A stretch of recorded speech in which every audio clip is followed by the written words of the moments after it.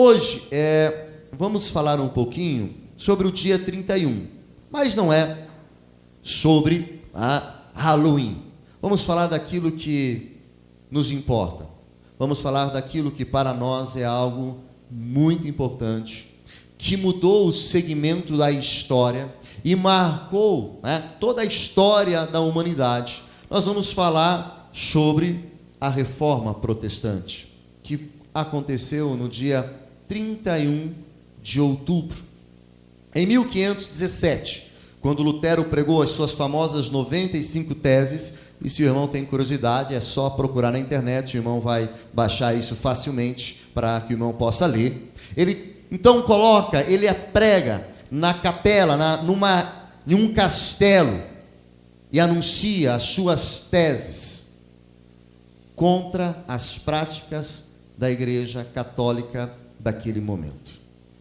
Ele realiza então suas teses e ele então afixa para que todos possam ler aquilo que ele compreende como errado. E tudo muda. Queridos, se nós formos estudar profundamente a história da Reforma Protestante, nós vamos perceber que a educação muda depois da Reforma Protestante. Porque a educação era mantida somente pela Igreja Católica, até a Reforma Protestante.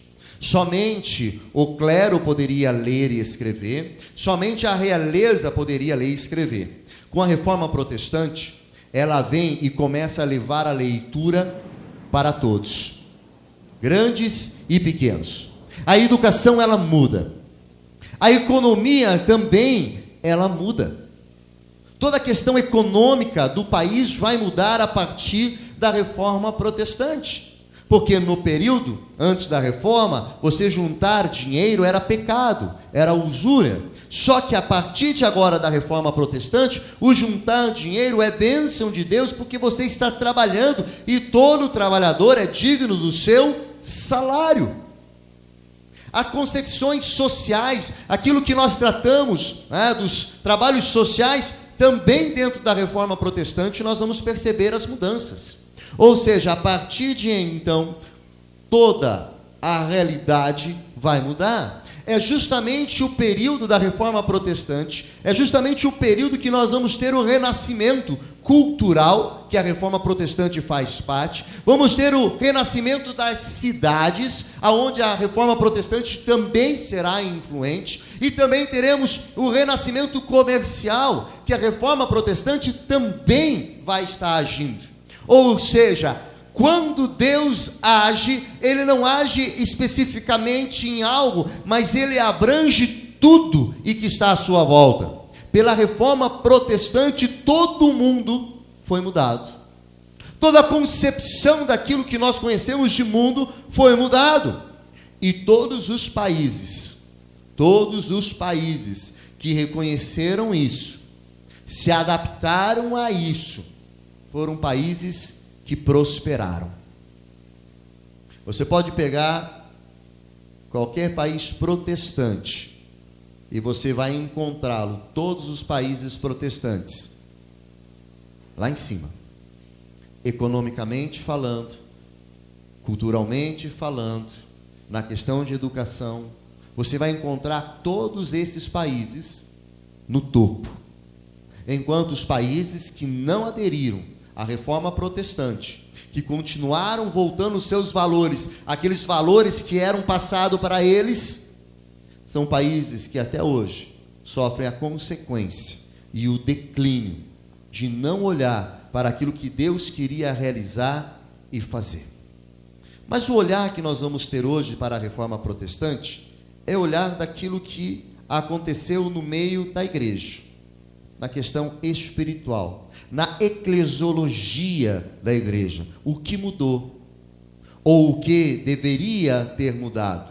Em primeiro lugar, nós precisamos entender que a Reforma Protestante, ela foi uma explosão daquilo que já estava sendo trabalhado já anos antes, 1517, então, nós temos a data da Reforma Protestante, marcada por Lutero, nas 95 teses, então, afixadas no castelo.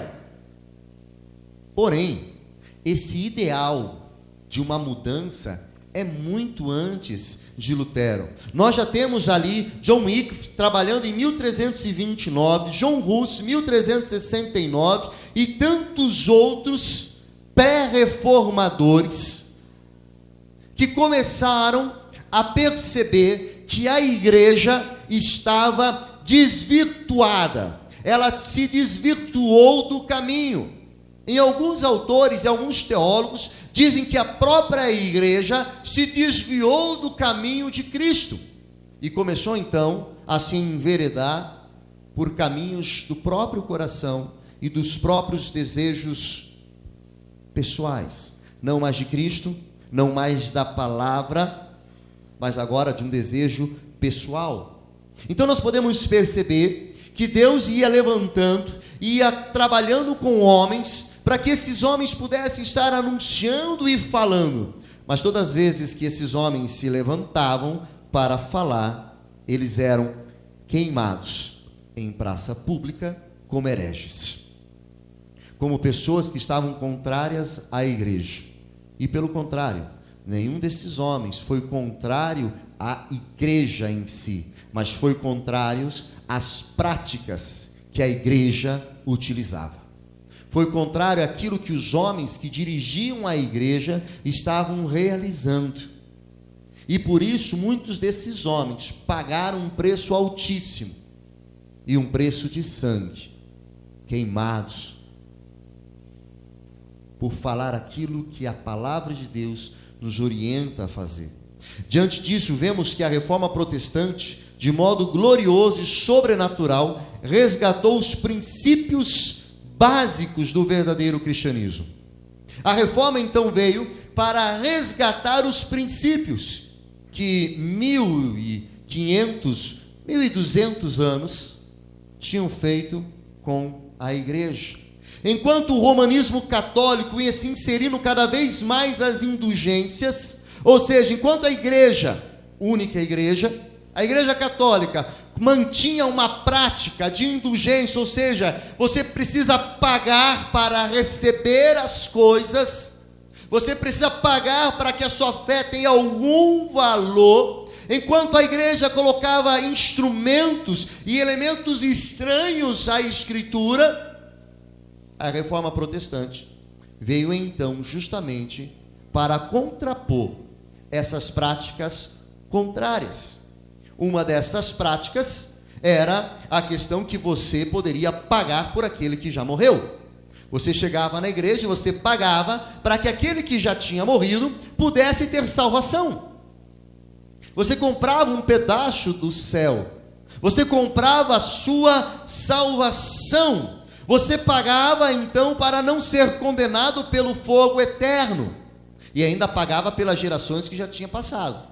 Você pagava então pelo teu pai, pelo teu avô, pelo teu bisavô. Se tivesse dinheiro, você ia pagando para a família toda. E estava lá. E você já até pagava pelos pecados que você ia cometer depois. Você ia pagando. Essa era a prática da igreja. A igreja vivia enriquecendo em cima disso. Ela então trabalhava e enriquecia. O movimento reformado viu-se obrigado a combater toda sorte de heresia que havia adentrado a igreja. Precisamos entender, queridos, que a igreja, ela vai nascer em Cristo, e através dos discípulos, ela vai se expandir pelo mundo ocidental, e lá pelo século III, ela então vai se unificar ao Estado, se tornando a religião oficial. Mas a partir deste ponto em que ela se torna a religião oficial, o cristianismo se torna a religião oficial, ela vai se institucionalizar-se de tal forma que ela vai aos poucos se esquecendo da palavra, e cada passo ela vai se apegando mais a uma tradição humana e não bíblica. E a Reforma Protestante vem justamente para anunciar tais coisas, para mostrar que esse massacre feito pelas indulgências, de forma absurda, tem desprovido as pessoas de qualquer contato com Deus, e as tais práticas também são desprovidas de qualquer prova bíblica. As práticas da igreja na época não eram provadas pela Bíblia, como ainda não são provadas pela Bíblia. Nos é interessante notar que este movimento protestante não teve motivação de usurpar ser o maior, não teve usurpação de ser melhor ou de ser os comandantes. A reforma protestante tem um único motivo, um único interesse: uma humilde reverência à Bíblia e aos princípios nela expostos. Isso marca a reforma protestante. Isso marca aquilo que Deus queria fazer e realizar através dos reformadores. Deus leva tais homens a voltar a uma reverência à Bíblia e aos princípios expostos. Por isso que muitos têm falado nesses dias que nós precisamos de uma nova reforma. Nós precisamos de uma nova reforma. Por quê? Porque nós já estamos nos distanciando da palavra e nos distanciando dos princípios expostos nela. A reforma protestante não queria nada além de um resgate, de uma volta aos princípios bíblicos, a uma leitura e uma observância da palavra, de forma que todo protesto tinha como alvo resgatar a biblicidade. A reforma queria resgatar a Bíblia, porque a Bíblia tinha sido esquecida. A igreja tinha esquecido da Bíblia, tinha esquecido da palavra, tinha esquecido dos princípios de Deus, tinha esquecido dos padrões. A necessidade de uma reforma na Igreja Católica foi devido ao forte abandono dos séculos que a igreja estava fazendo e do seu desvio eclesiástico, de tal forma que levou a igreja a viver suas maiores aberrações e maior distanciamento daquilo que Deus tinha. Oséias 4:6 vai dizer: o meu povo foi destruído porque lhe faltou conhecimento. A igreja então começou a ser destruída porque se afastava da palavra e não conhecia as Escrituras. Mas era a igreja, pastor? Mas a Bíblia diz: errais, não conheceis a glória do Senhor, não pode experimentar do melhor, porque não conheces a minha palavra. Mesmo estando dentro da igreja, muitos esquecem de meditar na palavra de Deus. Qual foi a última vez que você meditou na palavra? E eu não estou dizendo no domingo, obrigado. Não estou dizendo no domingo, estou dizendo na semana. Qual foi a última vez que você pegou e meditou, se debruçou em cima da palavra? A igreja foi fazendo isso. Ela foi deixando, e cada vez que ela deixava a palavra, ela foi se apegando aos sentimentos humanos, à vontade do próprio eu. Numa época em que se vivia-se o auge do romanismo, o último desejo dos reformadores era acabar com a igreja católica. Os reformadores não queriam acabar nem rachar a igreja. O que os reformadores queriam é que a própria igreja se convertesse dos seus maus caminhos. O que eles queriam é que a própria igreja reconhecesse as suas falhas, o seu pecado, que ela se humilhasse e que ela voltasse para Deus, para que Deus agisse sobre ela. Mas a igreja estava nas mãos de homens sedentos pelo poder, sedentos pelo domínio, e não deram ouvidos a que esses homens estavam falando. E aí nós vamos ter então uma separação, e inicia então esse movimento com o qual nós fazemos parte, o qual nós estamos aqui. A história nos revela que as vontades humanas são introduzidas de forma sutil e sorrateira.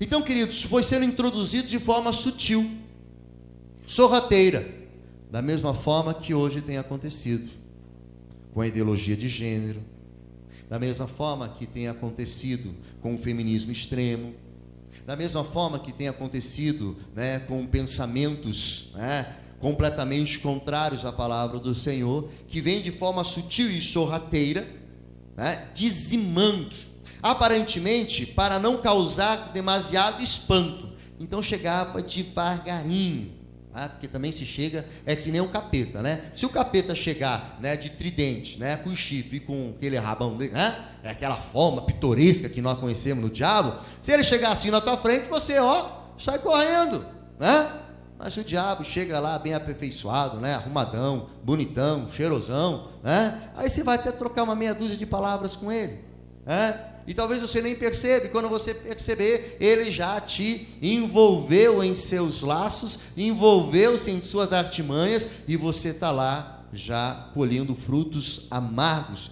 pois é assim que ele trabalha, que por sua vez poderiam vir a se afastarem. Então veio de forma sorrateira. A Bíblia nos ensina sobre a necessidade de fazermos somente o que está escrito e lido nesse livro. Nós não podemos, de forma alguma, deixarmos que práticas que são contrárias à palavra de Deus possam ser introduzidas no nosso meio, possam ser introduzidas em nossas vidas. Este princípio nos ensina que não necessitamos de uma proibição expressa das Escrituras e nem de uma permissão expressa, porque alguns são muito espertos. Pastor, mas lá não está escrito. Não está escrito, então pode fazer. Mas então mostra que está escrito que pode. Pode não estar, mas também não está dizendo que está podendo. Aí a gente pega, não, mas veja bem, isso pode. Não está escrito, não está bem claro. Querido, tudo na Bíblia está claro.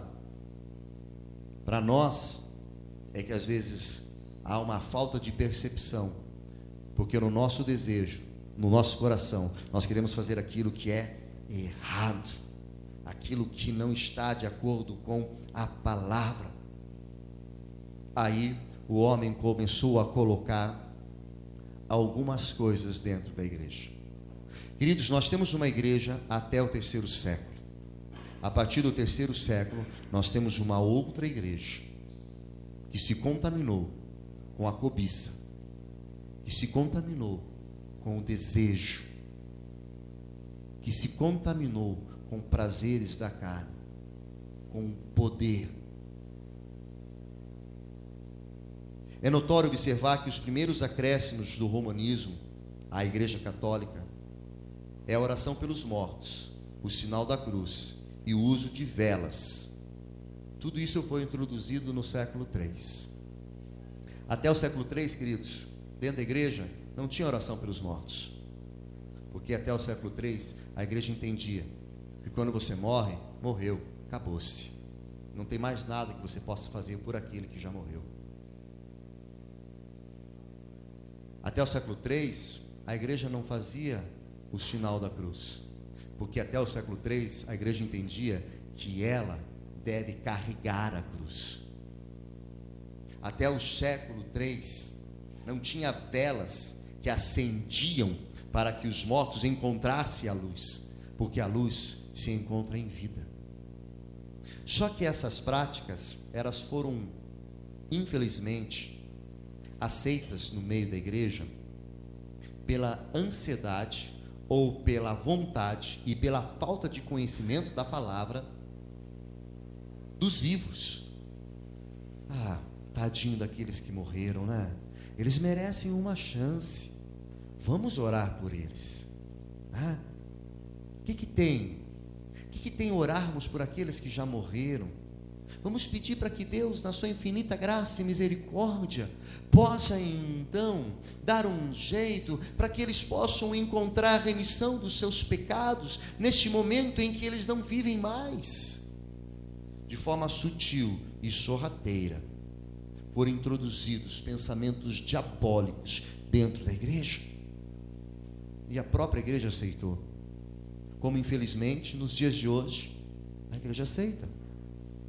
Como infelizmente nos dias de hoje tais falácias filosóficas adentram as igrejas, misturando aquilo que é princípio verdadeiro, aquilo que é justo, aquilo que é honesto. Precisamos ter essa compreensão. Queridos, embora do ponto de vista humano algumas práticas podem não aparentar serem tão contrárias às Escrituras, é de uma importância que compreendamos que por estarmos diante de Deus 3 vezes santo, nos é impossível acrescentar, distorcer ou falsear sua mensagem sem manchar sua santidade.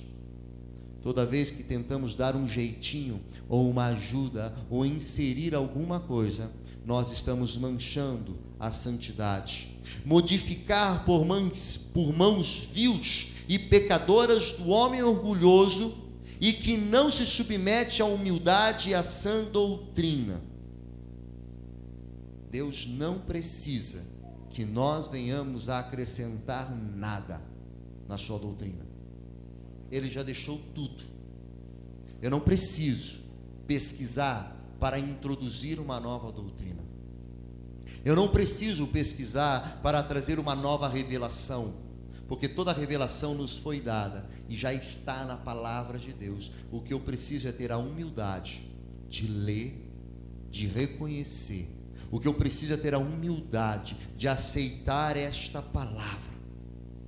Percebemos que a história nos mostra que aproximadamente 300 anos depois do início da igreja, começou a adentrar leves distorções, mas algumas práticas, dessa vez mais intensas, foram introduzidas cada vez mais ao rito romano, a doutrina do purgatório, o latim usado nas orações, nos cultos, as orações feitas a Maria, santos mortos, a anjos, foram adendos mais ousados do que os primeiros feitos na igreja. Ora, foi introduzido práticas, a igreja aceitou, então agora vamos introduzir mais coisas. Queridos, você não vê, você não vai achar, você não encontra base bíblica alguma para tais práticas introduzidas pelos homens dentro da igreja. Você não vai encontrar, mas foram introduzidas pela falta de conhecimento da própria igreja e por um coração rebelde, corruptível, por um coração ganancioso daqueles que estavam à frente da igreja. Desse segundo ponto, podemos notar que o objetivo do uso, então, dessas coisas, era distanciar-se cada vez mais da palavra de Deus. E, queridos, isso não parou por aí. A igreja continuou colocando suas práticas e suas vontades. 1854, a Igreja Católica coloca a prática, então, da Imaculada Conceição da Virgem Maria. 1870, a igreja, então, no concílio, vai falar sobre a infabilidade papal. 1870, a igreja, ela existe desde o primeiro século. Somente em 1870 que a doutrina da infabilidade papal vai ser discutida e colocada em prática. 1950, a ascensão corporal de Maria. Queridos, tais práticas não encontram respaldo na palavra de Deus. Pelo contrário, a palavra de Deus, ela vai de encontro a tais práticas realizadas pela Igreja Católica. A Reforma Protestante vem para mostrar aos fiéis que é necessário uma ruptura com as práticas contrárias à palavra de Deus. Diante de toda essa situação, de esse circo que está acontecendo, que está completamente desprovido de qualquer sanção bíblica em seus atos, surge agora Martim Lutero. Martim Lutero, ele percebe, ele tem observado tudo isso. E ele começa então a se indagar. E a principal indagação que Lutero tinha é sobre a salvação.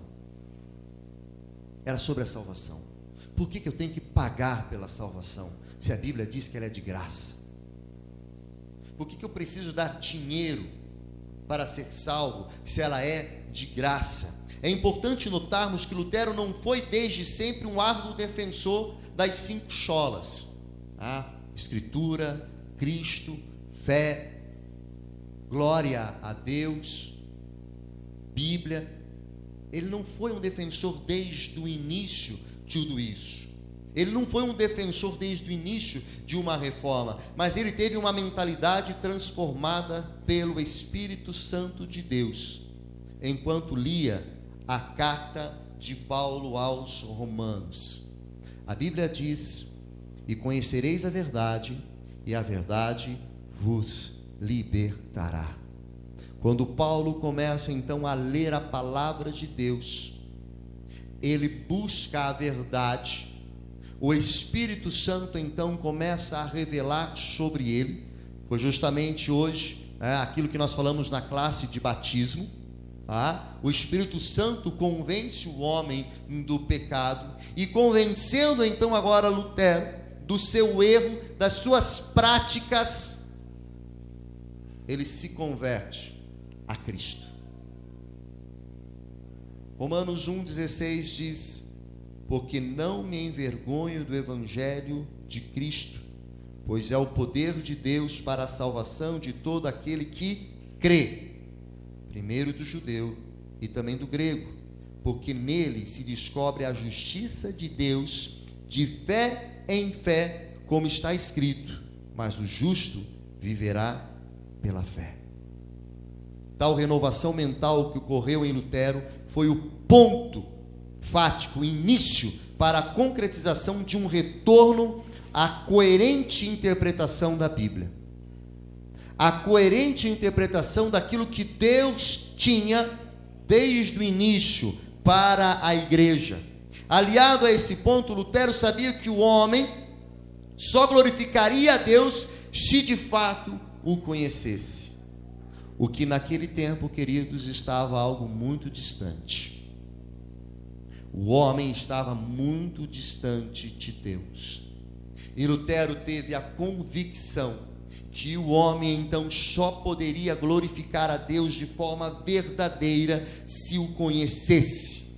Por isso pôs-se a traduzir a Bíblia, inicialmente para o alemão, para que todo homem pudesse ler, para que todo homem, mulher, criança ou adulto pudesse ter contato com a palavra, pudesse ter contato com Deus, através do conhecimento da palavra.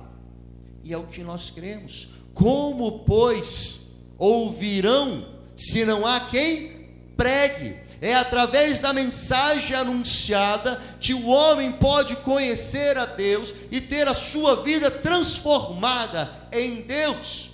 Por isso, então, ele começa a difundir a Bíblia ao povo.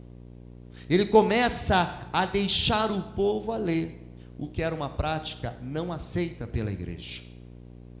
E aqueles que liam não podiam interpretar de forma alguma, porque a interpretação só cabia ao clero. Queridos, todos nós temos a liberdade de lermos a palavra de Deus e de buscarmos através do Espírito Santo a interpretação daquilo que Deus tem para as nossas vidas. E aí então começa a trabalhar as solas escrituras, de forma que ficaram conhecidas, pois foram contra o ponto dos reformadores as preferências interpretativas que a igreja ortogava para si. Ou seja, são 5 pontos que Lutero vai trabalhar, batendo de frente com o pensamento da igreja católica da época, e mostrando que aquilo que a igreja praticava era algo errado, Enquanto o romanismo defendia que as escrituras, a igreja, os concílios e o papa eram quem deveriam guiar doutrinariamente os fiéis, os reformadores afirmavam que somente as escrituras eram regras de fé e conduta. Para o protestantismo, a única regra de fé e prática é a Bíblia. Não é a prática humana, não é as autoridades humanas, mas é a própria palavra de Deus, sendo ela não submetida a qualquer interpretação humana. Para os reformadores, a Bíblia se auto-explica. É o que nós falamos. Quer resposta para alguma coisa na sua vida, queridos? Leia a palavra. Ela responderá toda e qualquer dúvida que você possa ter em sua vida. O catolicismo romano também afirmava que o homem não fora totalmente corrompido pelo pecado original, de forma que podia se aproximar livremente do Senhor e obter a salvação mediante o seu próprio querer. Em contrapartida, os reformadores afirmavam que somente a graça é que podia salvar o homem pecador, pois todos pecaram e carecem da glória de Deus. Os romanistas não pararam e também instituíram que a fé por si só não poderia levar o homem à salvação, sendo necessário que também houvesse obras, práticas, agregando-se a Deus, como se a fé em Cristo Jesus não fosse suficiente para efetuar o livramento do pecado. Para eles, as obras não eram consequência da operação salvífica no coração do homem, mas sim um modo de obter salvação. Para os reformadores, não podia aceitar essa ideia demoníaca e desprovida de salvação bíblica, e por isso também combateram veemente tal pensamento, afirmando que somente a fé era que poderia salvar e regenerar o homem. Romanos 11:6. Mas se é por graça, já não é pelas obras. De outra maneira, a graça já não é graça. Se, porém, é pelas obras, já não é mais graça. De outra maneira, a obra já não é obra. Ou seja, a Igreja Católica afirmava que você poderia, através da sua ação, das suas obras, das suas práticas, alcançar salvação. Mas a Bíblia e os reformadores vão trabalhar dizendo que não. Em você não há capacidade alguma de salvação, a não ser que haja um reconhecimento da pessoa de Cristo como Senhor e Salvador da sua vida. Porque isso não vem de vós, mas é dom gratuito de Deus para que vocês não se gloriem-se nisso. Quando eu acho, quando eu creio, quando eu penso, quando de alguma forma eu acredito que eu posso alcançar a salvação, de alguma forma longe do sacrifício de Jesus, quando eu acredito que algo que eu faço através das minhas obras, através de alguma coisa que eu faça, eu posso obter salvação, eu estou dizendo para Jesus: você veio porque quis, porque não tem valor algum o seu sacrifício. Era isso que a reforma protestante estava combatendo na época. Porque para a igreja protestante, salvação somente em Cristo. Como se não estivessem satisfeitos, os romanos, a igreja romana, acrescentaram que somente Cristo não poderia livrar o homem dos enredos do pecado, sendo necessário a veneração a Maria, santos instituídos pela igreja e objetos santificados durante a missa, indicando que Cristo não era suficiente para a salvação. Ora, a Bíblia é muito clara. Se você ler o Evangelho de João, isso ficará muito claro na sua vida. Não há necessidade de mais ninguém. Jesus disse: eu sou o caminho, a verdade e a vida, e ninguém vem ao Pai senão por mim. Tais práticas introduzidas à igreja são práticas que não provêm da palavra de Deus, mas são práticas humanas, como se Deus precisasse de uma ajuda, como se Cristo precisasse de uma ajuda para dar salvação ao homem. Queridos, se Deus precisar de uma ajuda humana para dar salvação ao homem, Deus não é Deus. Se precisa da intercessão de um homem, de uma mulher pecadora, para que Deus possa olhar para nós, Ele não é Deus. mas essas introduções foram feitas pelo homem e são contrárias à palavra de Deus e nortearam a igreja por muitos e muitos séculos. É como dizer que o sacrifício de Cristo não tem valor algum. É como se dizer que a morte de Cristo não há valor algum em sua morte. A reforma protestante buscou resgatar o princípio básico da vida cristã. Portanto, quer comais, quer bebais, ou façais qualquer outra coisa, fazei tudo para a glória de Deus. O que a reforma protestante tentou resgatar foi esse princípio básico da vida cristã. Eu vivo para Ele, porque eu fui criado por Ele e para Ele. É isso que a reforma protestante começa e tenta resgatar. É uma vida pautada na palavra. Os reformadores conclamaram aos homens para que fossem a Cristo e a Ele somente rendessem louvores, não se deixando levar por vãs superstições, destituídas de qualquer valor escriturístico, ou seja, aquilo que o homem escreve. Não, é aquilo que Deus deixou bem claro para nós.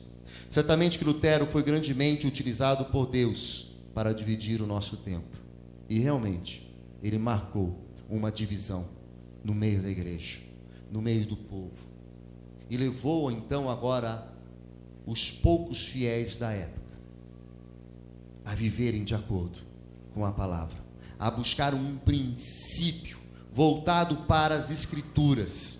2 Timóteo 3, 16, 17, toda a Escritura divinamente inspirada e proveitosa para ensinar, para redarguir, para corrigir, para instruir em justiça, para que o homem de Deus seja perfeito e perfeitamente instruído para toda boa obra. Eu preciso da palavra, eu preciso da palavra de Deus para me ensinar e mais ninguém. A Bíblia me ensina, ela me orienta. Eu preciso ter esta compreensão que a reforma protestante trouxe um resgate, uma volta para aquilo que era a igreja e que a igreja tinha perdido. Até o século III, a igreja vivia o puro evangelho, a palavra de Cristo, a mensagem anunciada. A partir do século III ela se perdeu, entrando então em valores mundanos, orgulhosos, que levaram a se distanciar daquilo que Deus tinha. Mas Deus, querido, Ele é amoroso, é misericordioso. Ele então levantou homens, e levantou Lutero, para que ele pudesse então se opor a tais práticas e dizer: isto não é bíblico. Isto não é bíblico. E se não é bíblico, não pode ser prática nas nossas vidas. Se não é bíblico, não pode ser prática dentro da igreja. Se não é bíblico, nós não podemos ter como verdade, porque para nós a única verdade absoluta é a palavra de Deus, que nos orienta a fazer tudo em nossas vidas. E através disso, então, houve uma mudança radical e completa em nossas vidas, que transformou a igreja da época e tem transformado a igreja até os dias de hoje. Eu vou parar nesse ponto e domingo que vem eu quero continuar a falar sobre isso, sobre a compreensão dessa reforma para nós hoje, sobre a compreensão da reforma protestante para os nossos dias de hoje e como essa reforma impactou o nosso pensamento, a nossa cultura eclesiológica, agora a nossa forma de ser igreja. Mas saibam, queridos, que esta reforma nos leva a pensar e refletir a uma volta da palavra, a uma volta daquilo que é bíblico, a uma volta do cumprimento da palavra de Deus em tudo que nós viermos a fazer. E este é um ponto que nós precisamos refletir. Você tem a palavra de Deus como verdade absoluta na sua vida? Ou ela é apenas mais um livro de conveniência que você utiliza para alguns determinados momentos e assuntos, mas para aquilo que você não quer mudar, você esquece e tira de lado e utiliza os seus desejos e a sua vontade? O que é a Bíblia? O que é a palavra para você? Essa foi a razão pela qual houve a reforma, um resgate dos valores bíblicos, da verdade, da palavra de Deus, na vida da igreja e na vida da pessoa. Feche os seus olhos. E você não precisa responder a mim, mas você pode responder a Deus. Qual é o valor da Bíblia para você? Qual é o valor daquilo que está escrito nesta palavra para você? Qual é o valor das Escrituras sagradas? Qual é o valor do ensinamento que nós encontramos nesta palavra? Qual é o valor que tem para você?